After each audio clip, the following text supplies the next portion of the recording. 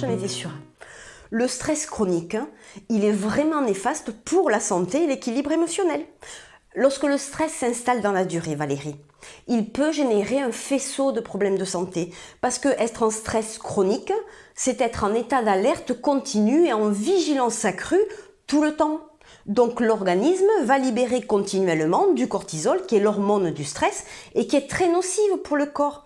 Ça entraîne des troubles de la concentration, des douleurs musculaires, des troubles du sommeil, des troubles de la digestion, je sais pas, fatigue chronique, de l'anxiété, il y en a tellement.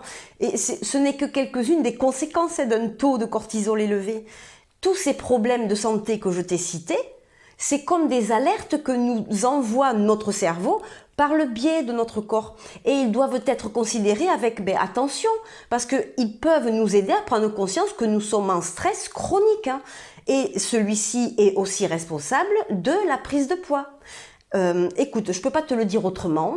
Qu'il soit physiologique, psychologique, conscient ou inconscient, le stress chronique est à l'origine de la prise de poids. Et aujourd'hui, on vit une époque où on va se concentrer sur le symptôme.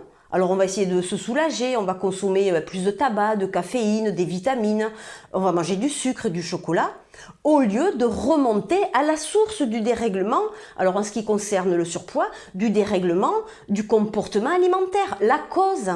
C'est pour ça qu'on ne peut pas résoudre un problème de surpoids ou trouble alimentaire sans travailler personnellement sur les causes de ces stress. Évidemment, j'ai envie de te dire Valérie, parce que nos expériences personnelles et notre patrimoine génétique sont uniques.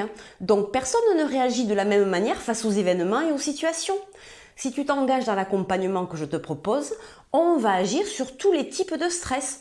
Il y aura les stress conscients, alors c'est ce que tu connais, ta sphère familiale, je sais pas, tes parents, ton activité professionnelle, tes problèmes avec ta collègue Véronique, par exemple, tu sais qu'elle te stresse, ça c'est ok, c'est des stress conscients. Il y a aussi les stress en lien avec les événements datés, ta dernière rupture sentimentale, le mariage de ton fils, mais ça peut être aussi une ménopause ou l'un décès d'un proche. Et les stress inconscients, ce sont des stress dont leur marque est directement inscrite dans nos gènes et ça va générer des comportements automatiques enfermants et aliénants. C'est vraiment alors l'épigénétique, les neurosciences, on en reparlera plus en détail un peu plus tard, ça a vraiment son importance.